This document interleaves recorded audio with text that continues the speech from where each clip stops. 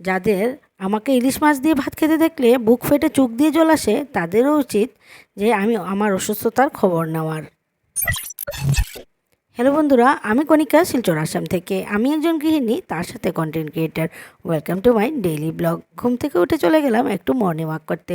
আজ তো মেয়েদের স্কুল বন্ধ, তাই ভাবলাম একটু গিয়ে মর্নিং ওয়াক করে আসি, তাহলে শরীরটা একটু ফ্রেশ থাকবে। সারাদিনের এত কাজ থাকে যে একটু সকালবেলা ফ্রেশ হয়ে নিলে খুবই ভালো লাগে। মনে হয় পুরো দিনের মধ্যে আমার নিজের জন্য আমি একটুখানি কিছু করলাম। তারপরে সকালে ব্রেকফাস্টটা করে নিলাম। করেছিলাম ম্যাগি আর ব্রেড, আর তার সাথে একটু লাল চা।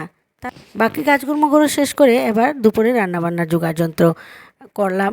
উচ্ছে ভাজা আর তার সাথে অল্প একটু পটল ভাজা করলাম। পুদিনার চাটনি, তার মধ্যে দিয়েছিলাম নুন, কাঁচা লঙ্কা আর একটু রসুন কোয়া। চাটনিটা খেতে খুবই ভালো হয়েছিল। আমি কাঁচাই বানিয়েছিলাম, তার সাথে আর কোনো তেল দেওয়া হয়নি। আমি তো ভিডিও করছি না, আমি খাল কেটে কুমির এনেছি। এমনিতে ভিডিও থেকে কোনো আর্নিং নাই, কিন্তু আমার পরিশ্রমটাই শুধু চলছে। আর তার মধ্যে কিছু লোকজন আছে যারা আমার ভিডিওর মধ্যে উৎ পেতে থাকে, আমি কি খেলাম, আমি কোথায় গেলাম, আজ আমি কি দিয়ে খেয়েছি সেগুলো। আমার অসুবিধাগুলো ওদের চোখে পড়ে না, আমার কষ্টগুলো ওরা বোঝে না। আর শুধু দেখে যে আমি কি খেলাম, আমি কি কিনলাম, আমি কোথায় গেলাম, আর আমি কি করছি, সেইগুলোই ওদের এত জ্বালা। আমাকে দেখলেই ওদের মুখ থেকে গল গল করে সবগুলো কথা বেরিয়ে আসে। আমি করেছিলাম, আমি এই করেছিলাম, আমি ওই করেছিলাম। তাদেরকে আমি একটা কথা বলতে চাই, তারা তো আমার ভিডিও দেখে কিন্তু কোনো লাইক, রিয়েক্ট, কোনো কমেন্ট করে না, বা ভালো মুখে আমার সাথে দেখা হলে কথাও বলে না। তবে তাদের এত জ্বালা কিসের? আমি যদি ইলিশ মাছ দিয়ে ভাত খাই বা ডাল দিয়ে ভাত খাই, তাদের তো অত জ্বালা থাকার প্রয়োজন নেই বা দরকারও নেই। যারা আমি অসুস্থ থাকলে একটা ফোন করে জিজ্ঞাসা করতে পারে না যে আমি কেমন আছি, আমার শরীর ঠিক হয়েছে কি না, আমার মেয়েরা কেমন আছে, যাদের এই সামান্যটুকু কর্তব্যবোধ নেই, তাদের এত জ্বালা কিসের? আমি যাই করি, আমি নিজে করছি, আমি নিজে খাচ্ছি। তোমাদের তো সেই প্রবলেমটা হওয়ার কোনো অজুহাত নেই।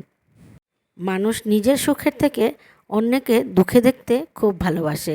অন্যরা যদি দুঃখে থাকে তাহলে ওদের খুব মনে শান্তি পায়, আর কাউকে যদি সুখে থাকতে দেখে তাহলে ওদের মনে খুব কষ্ট পায়। এইভাবে অন্যের সুখ দেখলে যাদের ভেতরটা জ্বলে ওঠে, তাদের আর আলাদা করে পাপ করতে হবে না। এটাই অনেক বড় পাপ।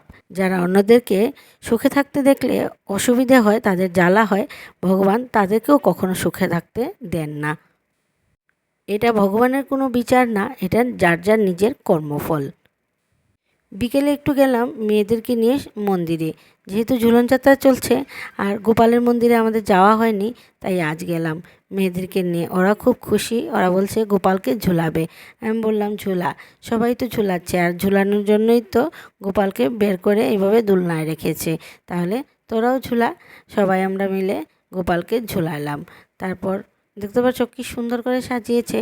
এদিকে সন্ধে আরতি হবে, সন্ধেও হয়ে গেছে, কিন্তু আমরা আরতি দেখতে পারবো না, কারণ আরতি দেখতে গেলে একটু টাইম লাগবে, তাই আমরা ঘরে ফিরে আসলাম।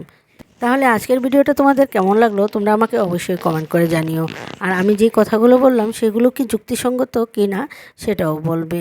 তাহলে আজকের মতো ভিডিওটা আমি এখানেই শেষ করছি। ফিরে আসছি আবার নতুন একটা ব্লগ নিয়ে। ততক্ষণ পর্যন্ত তোমরা সবাই সুস্থ থাকবে, ভালো থাকবে, নিজের শরীরের প্রতি যত্ন রাখবে। Tata, bye bye, good night, good night, sleep tight, love you all. দেখা হচ্ছে আবার নেক্সট ব্লগে।